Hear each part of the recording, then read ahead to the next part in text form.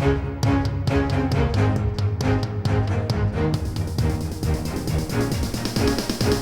is the Washington Times front page for Monday, September 18th, 2023. Thanks for starting your week with us. I'm George Gerbo. Domestic oil production is forecast to reach an all-time high by the end of the year. Ramsey Touchberry reports the U.S. is expected to break pre-pandemic records by producing an average of 12.8 million barrels of oil per day this year and 13.1 million barrels per day next year. That's according to the Energy Information Administration. About 15% of U.S. crude oil production in 2021 was in federal waters off of the Gulf of Mexico, according to the EIA. The American Petroleum Institute, the industry's leading lobbying group, estimated that federal lands and waters provided roughly 24% of U.S. total oil production. The U.S. has been the world's largest oil-producing nation since it surpassed Russia and Saudi Arabia in 2018. Border Patrol agents don't have the time or the chance to access language tools and probe backstories that migrants are telling. Stephen Dinan reports former Border Patrol Chief Rodney Scott told Congress last week that agents can't get timely language translation support to conduct the most basic processing of migrants.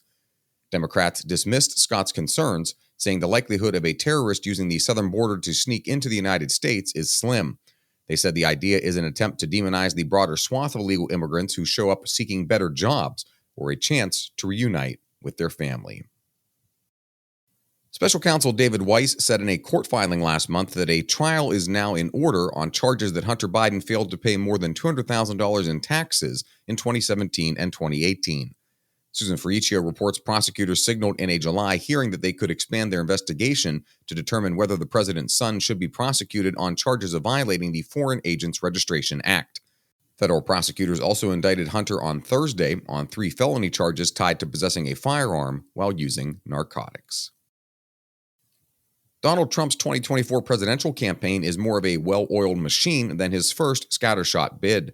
Seth MacLachlan reports the campaign says it has a more professional nature and structure this time around. That sense of professionalism was lacking in 2017 when Trump was surrounded by campaign loyalists and a few more established Republican Party players.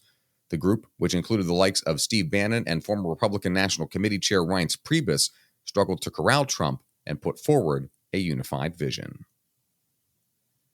And finally, a U.S. military analysis says that China's military is increasing the use of dangerous aerial intercepts of American and allied aircraft in Asia.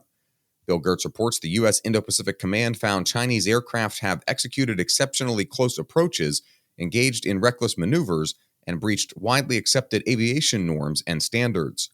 The analysis mirrors recent comments from senior U.S. generals in the theater who say the increase in dangerous aerial intercepts by China is a growing concern that heightens the risk of conflict. Find all of today's front page stories at WashingtonTimes.com/front page or on the Washington Times app, and find us wherever you get your podcasts. Just search Washington Times in any major podcast app. You can also find us on social media at Wash Times for breaking news, sports, commentary, and more. For the Washington Times, I'm George Gerbo.